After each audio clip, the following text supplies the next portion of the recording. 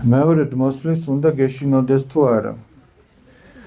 ბავშვებო, ეხლა თქვენ მე დარწმუნებული ვარ, რომ ბევრი შეიძლება არა, მაგრამ არის ესეთი სამწუხარო შემთხვევები, რომ ესე იგი ჩვენ მშობლებს უწევთ საზღვარგარეთ წასვლა იმის გამო, რომ რაღაცა ოჯახისთვის შექმნა. დავუშვათ, რომელიმე თქვენთაგანის მამა არის წასული საზღვარგარეთ. და თქვენ არ იცით, როდის დაბრუნდება. ხო ყოფილა ვიდეოები, ხო გინახიათ უცბად სიურპრიზად დაბრუნებულა და რა ემოციებია ხოლმე. მამა რომ მოდის, უნდა გვეშინოდეს?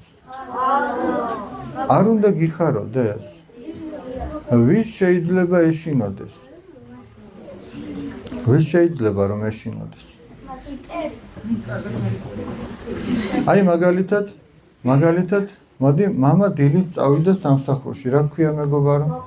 ვაკო, მამა დილით წავიდა სამსახურში და გითხრა რომ აი რაღაცა ღვინის ბოთლებია დასარეცხილი ჩემო ვაკო და იქნება რომ მოხვალ დარეცხილი დამახვედრო რომ უნდა ღვინო გადმოვიღო მოვაწესრიგო.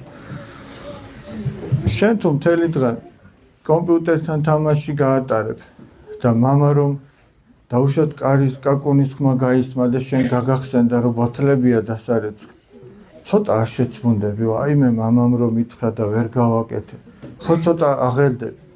მაგრამ აბა წარმოიდგინე, მამამ ეს გითხრა თუ არა, ხო წავიდა სამსახურში. წავიდა თუ არა, შენ დაიწყე ბოთლების დარეცხვა.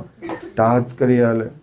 არა, ესე თავდაყირად დააყენე, რომ გამოიწუროს იქიდან წყალი და შენ არ ხეინათხარ, ელოდები მამის მოსვლას და პირიქით, ხო ელოდები რომ მოვა და მამა გეტყვის, ყოჩახ შემოვაკვა, რა კარგად გაიკეთები.